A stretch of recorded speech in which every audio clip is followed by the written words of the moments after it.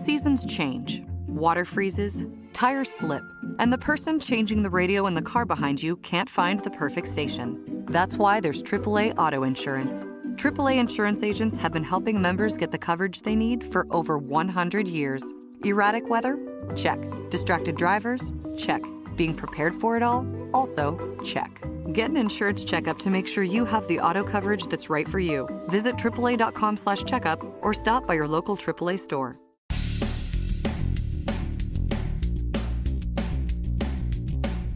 This is No BS Job Search Advice Radio, episode 1239.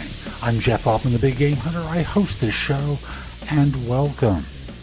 Now, often I see resumes with contact information that isn't ideal, and I want to explain why you should do it my way.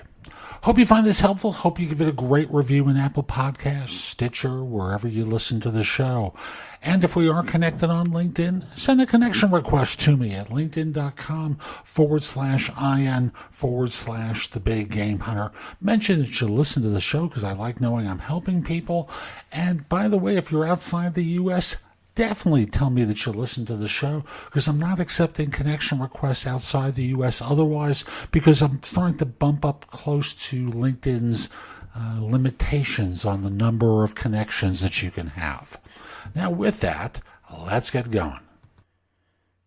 Now, there seems to be a popular style with resume headers that people just put their name and phone numbers on the resume header. Sometimes, most of the time, they put an email address, but not always. Sometimes they don't even put their last name on. They just put an initial or nothing there.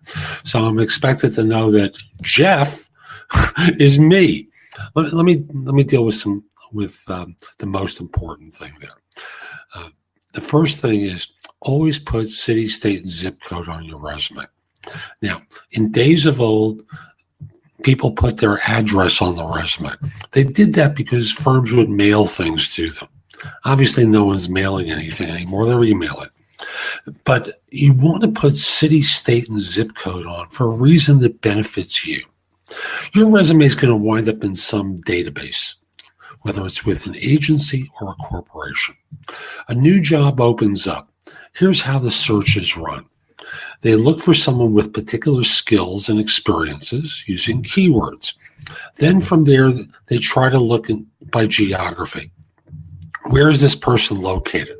Now, if you don't have your zip code on the resume, there's no way to find you.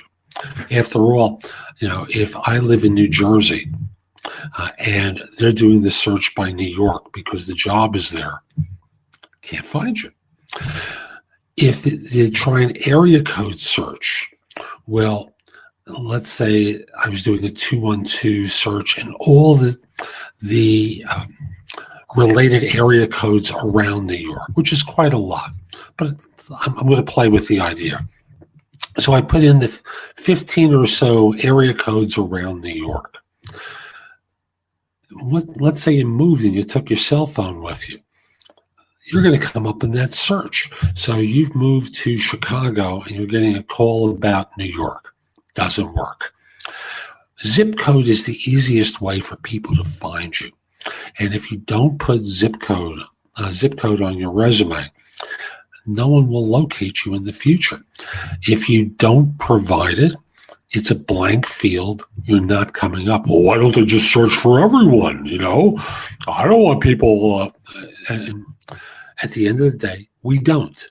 We search initially by geography, people closest, because most people are not mobile and they're not willing to move, nor are they willing to make 500 phone calls and talk to people who are in different parts of the country who have no interest in moving. So put city, state, zip code on. Also, put your full name on. Don't try to hide by last name initial, or just your first name. It's annoying. There are a lot of people with your first name in my system. I've got 280,000 plus resumes in there. And if I'm doing a search for you by first name, I'm finding way too many people with it. Make it easy for me, okay? So Most important thing is city, state, and zip. Number 2 is put your full name on the resume. If you're concerned about discrimination, you're going to get discriminated against anyway. But minimally, city, state, zip code, and your full name. LinkedIn profile is optional. If you're in a professional category, try including it. As long as the resume and the LinkedIn profile are congruent, you got to take a look at that first.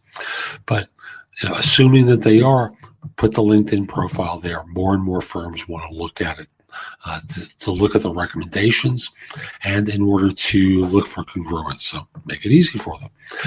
So that's today's show. I hope you enjoyed it. And if you did, here are a few ways that I can help you. First of all, you can hire me to coach you throughout your job search in every way imaginable.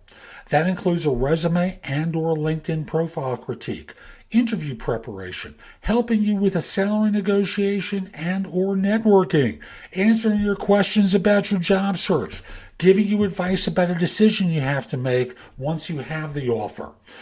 We can work in 30-minute or 1-hour increments throughout your search.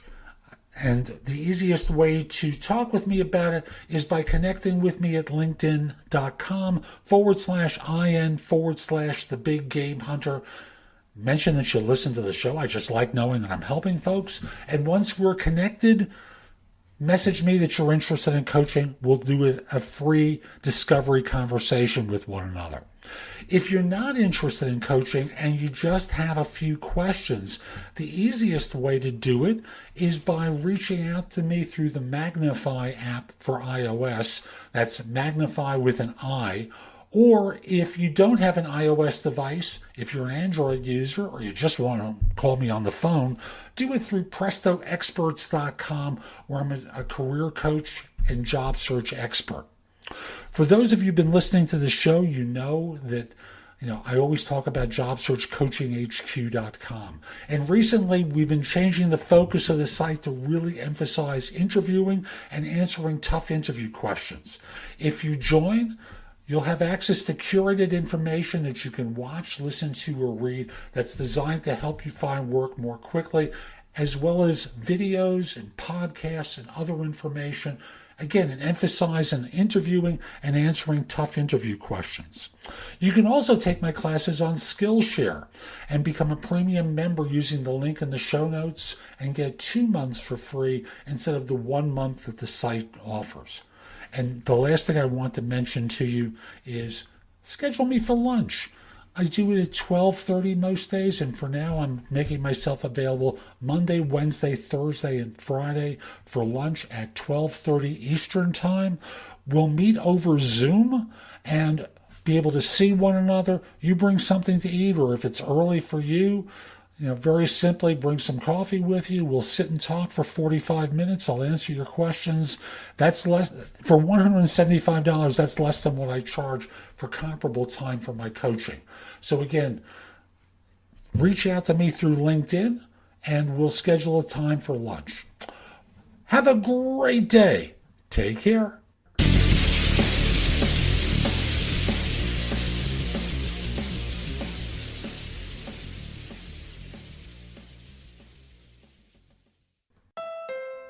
Honda believes you should expect more from your car. That's why the 2018 Civic LX sedan has more horsepower than a 2018 Sentra S. Here's a comparison. The Civic LX sedan. Now the Sentra S. If you want more from your car, come into your local Honda dealer and test drive the 2018 Civic today.